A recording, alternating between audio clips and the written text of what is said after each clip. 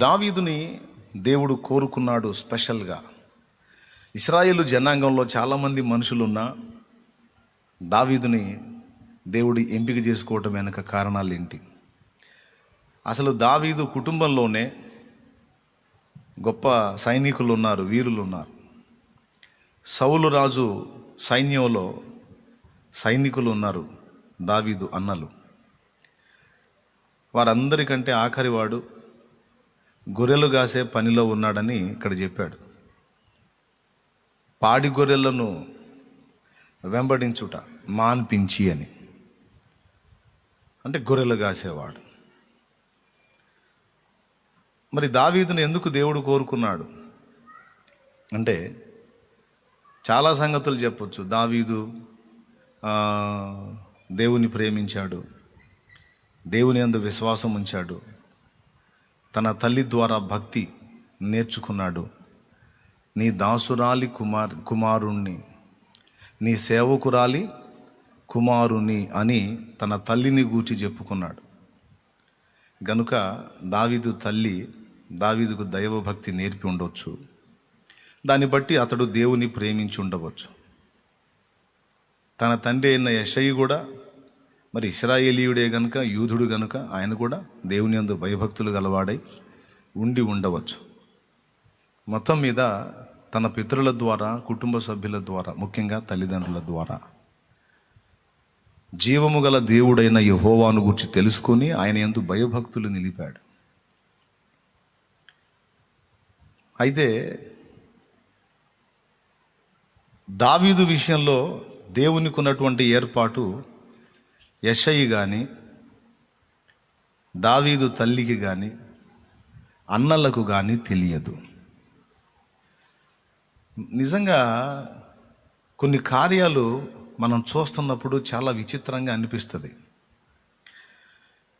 బైబిల్లో ఈ ఒక్క దావీదే కాదు, మిగిలిన భక్తుల్లో కూడా కొంతమందిని మనం చూసినప్పుడు, వాళ్ళ ఆరంభాన్ని మనం చూసినప్పుడు, తర్వాత వాళ్ళని దేవుడు చేసిన విధానం చూసినప్పుడు కించిత్ ఆశ్చర్యం కలగక మానదు. వాళ్ళ మధ్యలోనే తిరుగుతున్నాడు.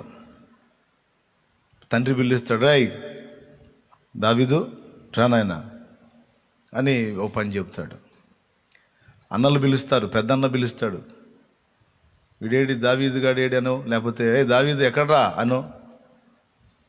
అందరూ పెద్దోళ్లే కదా, తండ్రి పెద్దోడు, తల్లి పెద్దది, అన్నలు పెద్దోళ్ళు, అందరూ పెద్దోళ్ళే. చిన్నోడు మీద పెద్దోళ్ళు అందరూ పెత్తనాలు చేస్తారు. ఆ బజారులో వీధుల్లో తిరుగుతున్నప్పుడు మరి దావీదుని అందరూ చతురుగా మాట్లాడుతూ ఉండొచ్చు. స్నేహితులు దావీదు మీద పడిగిడి ఆటలాడి ఉండొచ్చు. తన స్నేహితులతో కలిసి ఆ పొలాల్లో ఆటలాడుకొని ఉండొచ్చు, గంతులు ఇస్తుండొచ్చు, కొండలు గుట్టలు మెరకలు ఎక్కుతుండొచ్చు, చెట్లు ఎక్కి దిగుతుండొచ్చు. తన బజార్లో ఉన్నటువంటి ప్రజలు, తమ వీధుల్లో ఉన్నటువంటి ప్రజలు దావీదుకు పనులు చెప్పి ఉండొచ్చు.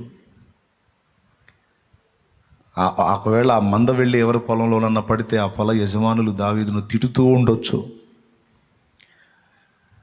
ఒక్కసారి ఊహించండి, ఒకవేళ తన స్నేహితులు తన మీద పడి ఆటలాడుతుంటే ఇశ్రాయేలు రాజు మీద పడి వారు ఆటలాడుతున్నారన్న సంగతి వారికి తెలియదు.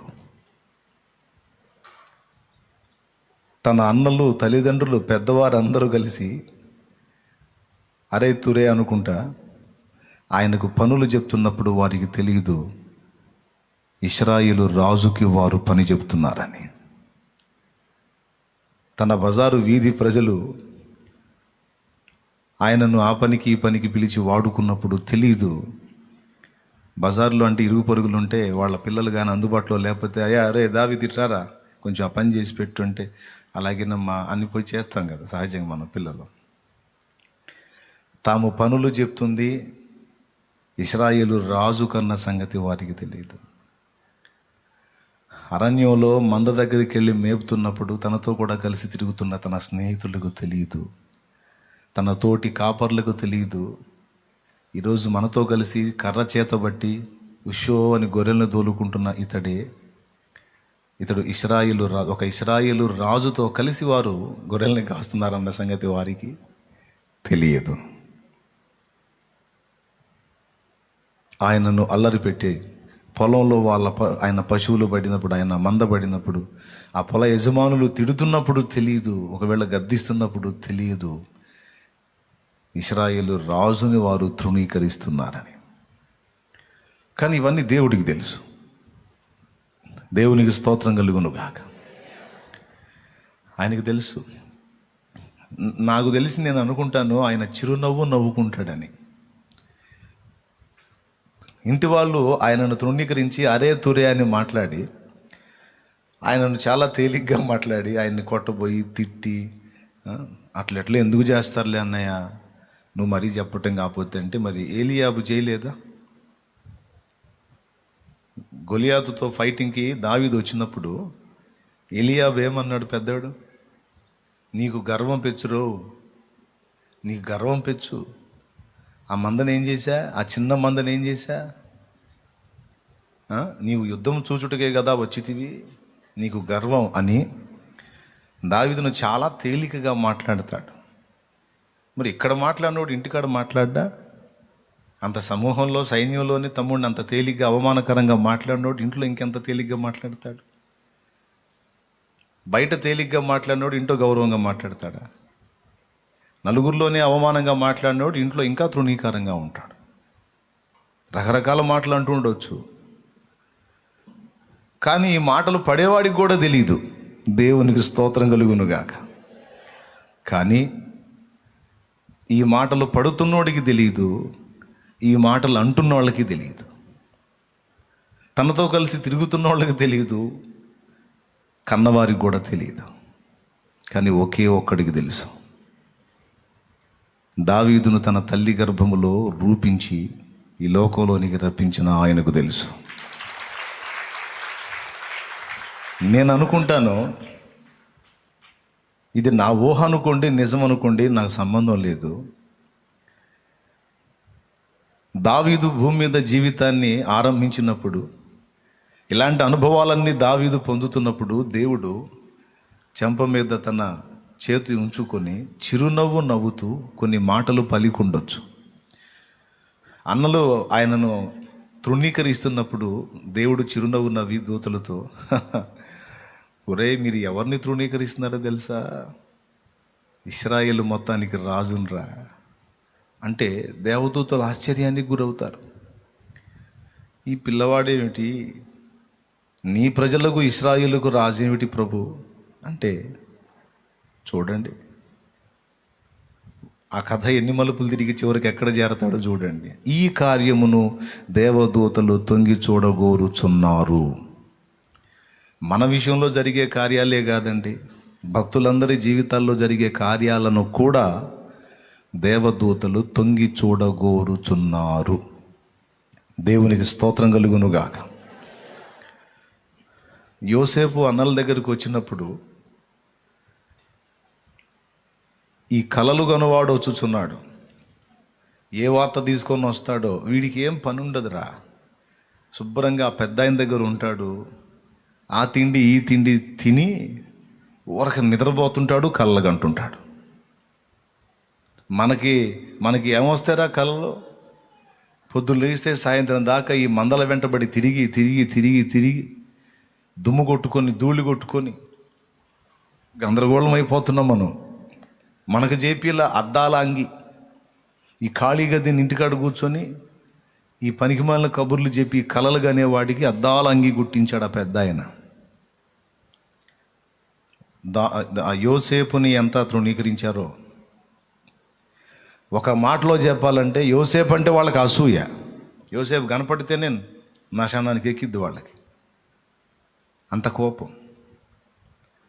కానీ వారికి తెలియదు, వారు పట్టి కొట్టి తిట్టి గద్దించి అవమానంగా మాట్లాడి పొలములో హేళన చేస్తున్నవాడు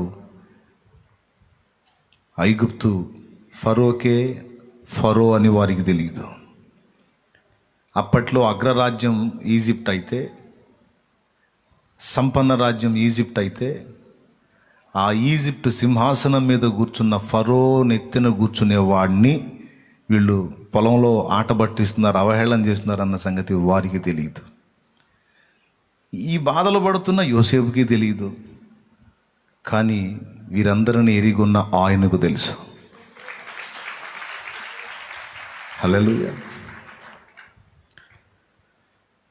దేవుడు మనందరి జీవితాలు ఎరిగున్నాడు. నా కళ్ళ ముందు చిన్నపిల్లలు కనపడుతుంటే నాకు ఎన్నో ఆలోచనలు వస్తూ ఉంటాయి. ఎందుకంటే నా కళ్ళ ముందు చిన్నపిల్లల్లా తిరుగుతున్న వాళ్ళు, ఆకతాయితనంగా ఆటాడుకుంటా, పాట పాడుకుంటా, గంతులు వేసుకుంటా, అల్లరిచిల్లరగా తిరుగుతున్న పిల్లలు, వీళ్ళందరూ ఏం కాబోతున్నారో దేవాన్ని నీకు తెలుసు కదా. అమ్మో, ఇళ్లలో ఎవరెవరు ఎంతటి స్థాయికి వెళ్ళిపోబోతున్నారో, వీళ్ళ జీవితాలు ఎన్ని మలుపులు తిరగబోతున్నాయో, చివరికి ఏ అంతస్తుకు చేరబోతున్నారో అని ఊహించుకుంటూ ఉంటాను నేను. ఈరోజు ఈ వాక్య ఉపదేశ ఆరంభంలో మీ అందరినీ గురించి ఒక మాట చెప్పనివ్వండి. ఈరోజు నానా రకాల బాధల్లో, ఇబ్బందుల్లో, అవమానాల్లో, తిరస్కారాల్లో, తృణీకారాల్లో, ఆవేదనలో నలుగుతున్న నీ జీవితం ఏమవుతుందో నీకు తెలియదు. అది ఎలా దేవుడు నిర్ణయంలో ఉందో నీకు అర్థం కాదు.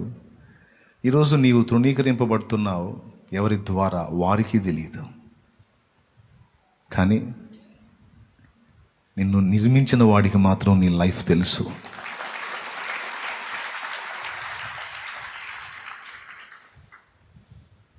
ఏమండి, ఆయన నవ్వుకుంటాడు. నీ జీవిత ఆరంభంలో నువ్వు పడుతున్న మాటలను బట్టి, అసలు నా బ్రతుకు ఎందుకు అని నువ్వు నిందించుకుంటున్న మాటలను బట్టి, అటన్నిటిని బట్టి నవ్వుకుంటూ ఉంటాడు ఆయన.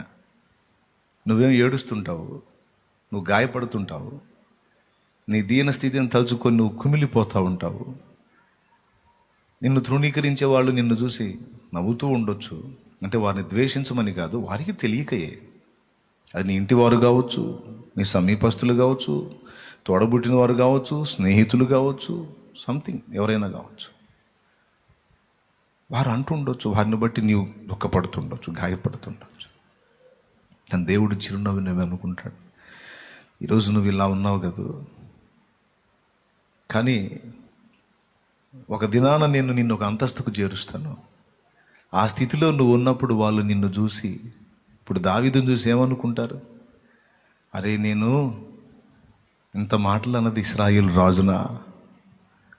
అయ్యో, ఇతడు ఇశ్రాయేలుకు రాజుగా దేవుడి చేత నియమించబడ్డాడని నేను ఎరుగనే. హల్లెలూయా.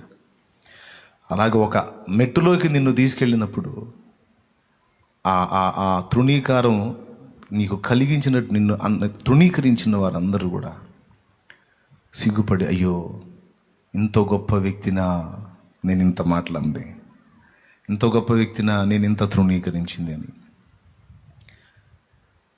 నిన్ను దేవుడు నీకు ఇవ్వబోతున్న ఆ భవిష్యత్తుని, ఆ ఉన్నతమైన ఆ పరిస్థితిని ఎరుగని వారు, నిన్ను గాయపరిచిన వారు అందరూ కూడా సిగ్గుపడి వారు నీ ఎదుట తల వంచి నిలిచేటువంటి ఒక రోజు ఉంటుంది. ఒకరోజు ఉంటుంది. నా జీవితంలో ఈ అనుభవాలు నేను ఎరుగుతున్నాను. నా దేవుడు నా విషయంలో ఏమనుకున్నాడో నేను ఊహించుకొని నవ్వుకుంటాను.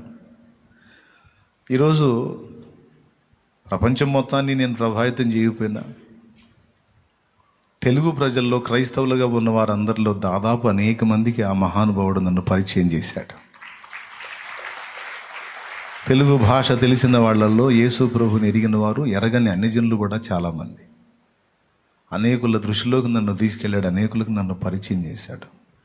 ఇందులో పెక్కుమంది షాలేమురాజు ఒక ధన్యుడు, షాలేమురాజు అనేవాడు ఒక ధన్యుడు, వాని జీవితం ఒక ఆశీర్వాదకరమైన జీవితం అనుకుంటారు. కానీ ఇప్పుడు అది కానీ ఏమి తెలియక చదువు 13 ఏళ్ల ప్రాయంలో మానుకొని, కుటుంబంలో ఆర్థిక సమస్యలను బట్టి ఈ ఊరు నుంచి ఇంకో ఊరు వెళ్ళి, వెళుతున్న బస్సులో ఎలా దిగాలో తెలియక, చార్మినార్ ఎదురున్నటువంటి ఒక చౌరస్తాలో పోతున్న బస్సులో ఈ చేతిలో క్యారేజీ, మెడలో కండవ, ఈ చేతిలో వస్తువులు ఇవన్నీ కలిగి ఉండి నన్ను పనికి తీసుకెళ్ళిన వాడు పోతా ఉన్న బస్సులోంచి అలా దిగి వెళ్ళిపోతే నాకు దిగటం చేతకాక 13 ఏళ్ళు. ఇలాగ బస్సు అడిగిపోతుందో, అడిగిపోతే ఎడిపోతుందో, ఎటు తీసుకెళ్తుందో తెలియదు, నాకు ఏమీ తెలియదు, కొత్త అని ఎగిరి దూకి ఆ బస్సులోంచి, పోయే బస్సులోంచి ఎగిరి దూకినప్పుడు ఆ నడి రోడ్డు మీద నేను బోర్ల పడినప్పుడు కొంతమంది నవ్వి ఉండొచ్చు. వాహనాలు వచ్చి నా పక్కన ఆగినాయి, ఈ ప్రక్క డొక్క దగ్గర ఆగినాయి. ఈరోజు ఇక్కడ ఈ బలిపీఠం మీద నిలిచి మాట్లాడుతున్న వీడిని ఒక్కసారి అక్కడ ఊహించుకోండి. మీరు ఊహించుకోండి ఒక్కసారి. ఈ చేతిలో అన్నం క్యారేజీ, మెడలో కండవ,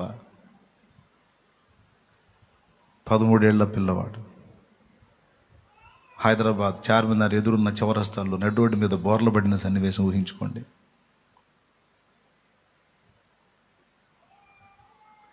అది ఊహించి మళ్ళీ ఇప్పుడు ఈ స్థితిని ఊహించండి. మీరు నమ్మగలరా? నమ్మలేరు. కానీ నిజం అది. నేను ఊహించలేదు ఇది, కానీ ఇది ఆయన ప్రణాళిక.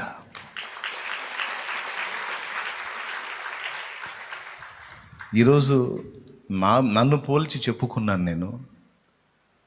మీ అందరికీ ఈ మాటలు వర్తిస్తాయి. ఏమీ కృంగిపోవద్దు. నిన్ను ఏం నిశ్చయించున్నాడో, నీకు ఏ కృప దాచిపెట్టాడో నిన్ను అనవసరంగా చేయలేదు గమ్మా. నిన్ను ప్రేమించే బంగారు తండ్రి నీ కోసం ఎంత సిద్ధపరిచాడో, ఎంత బంగారు భవిష్యత్తు నీ కోసం దాచిపెట్టాడో, ఏమి ఇవ్వబోతున్నాడో, నిన్నేం చేయబోతున్నాడో, నీ కన్నీరు ఎలా తొడవబోతున్నాడో, నీకేం మెట్టి ఇవ్వబోతున్నాడో, ఆ ఇచ్చిన నాడు నువ్వు అక్కడికి చేరి నీ గతాన్ని తెలుసుకొని ఆనందంతో ఏడుస్తావు. ఈరోజు బాధతో ఏడుస్తున్నావు, ఆనాడు ఆనందంతో ఏడుస్తావు. హల్లెలూయా, ఆమేన్.